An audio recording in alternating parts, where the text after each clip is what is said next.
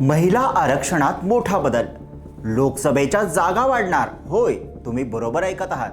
महिला आरक्षण लागू करण्यासाठी केंद्र सरकार आता एक मोठं आणि धोरणात्मक पाऊल उचलण्याच्या तयारीत आहे.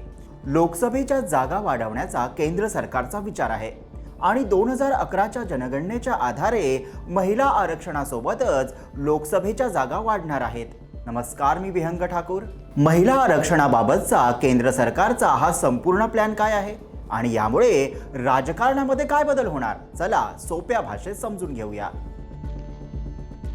केंद्र सरकारकडून संकेत मिळतोय की 2029च्या निवडणुकांपूर्वी महिलांसाठी 33% आरक्षण लागू केलं जाईल आणि लोकसभेच्या एकूण जागांची संख्या वाढवली जाऊ शकते. हा प्रस्ताव काय आहे तर लोकसभेच्या जागा वाढवून त्या 816 पर्यंत नेण्याचा विचार आहे.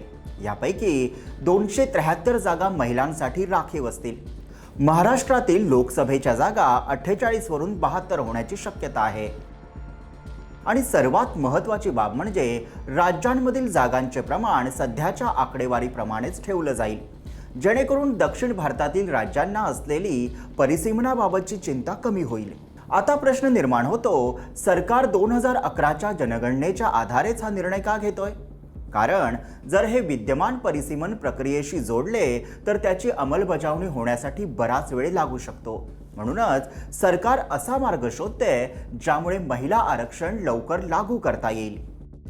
सूत्रांच्या माहितीनुसार संसदेत झालेल्या बैठकीत अनेक विरोधी पक्ष जसे की तृणमूल काँग्रेस, DMK आणि समाजवादी पक्ष यांच्याशी चर्चा करण्यात आली आहे. तसेच केंद्रीय गृहमंत्र्यांनी सुचवले की लोकसभा आणि विधानसभांच्या जागा सुमारे 50% वाढवता येऊ शकतात. यामुळे महिला आरक्षण लागू करणे अधिक सोपं होईल. महिला आरक्षण कायद्यातील सर्वात मोठा अडथळा म्हणजे परिसीमन.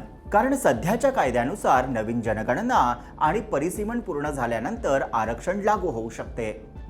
परंतु ही प्रक्रिया 2029 पर्यंत लांबली तर आरक्षणही पुढे ढकललं जाऊ शकतं. यामुळे सरकार ही अट काढून टाकण्याचा किंवा बदलण्याचा विचार करते. दरम्यान विरोधी पक्षांची एक मोठी मागणी आहे, महिला आरक्षणातच OBC महिलांसाठी स्वतंत्र कोटा असावा. अनेक पक्षांचं मत आहे की OBC आरक्षणाशिवाय हे महिला आरक्षण अपूर्ण राहील. तसेच काही नेत्यांनी असा प्रस्तावही दिलाय की आरक्षित जागांची निवड लॉटरी पद्धतीने किंवा रोटेशनच्या आधारावर केली जावी. या मुद्द्यावर सरकार लवकरच संसदेत विशेष अधिवेशन बोलावू शकते आणि संविधानात दुरुस्ती करून महिला आरक्षणाला परिसीमन प्रक्रियेपासून वेगळं करण्याची शक्यता आहे. केंद्र सरकारच्या निर्णयामुळे भारतात महिलांच्या राजकीय सहभागाचा एक नवा अध्याय सुरू होणार का? हा निर्णय योग्य दिशेने टाकलेलं पाऊल आहे का की अजून सुधारणा आवश्यक आहे? तुमचं मत नक्की कमेंटमध्ये लिहा. व्हिडिओला लाईक करा, शेअर करा आणि आमच्या YouTube चॅनलला सबस्क्राईब करा.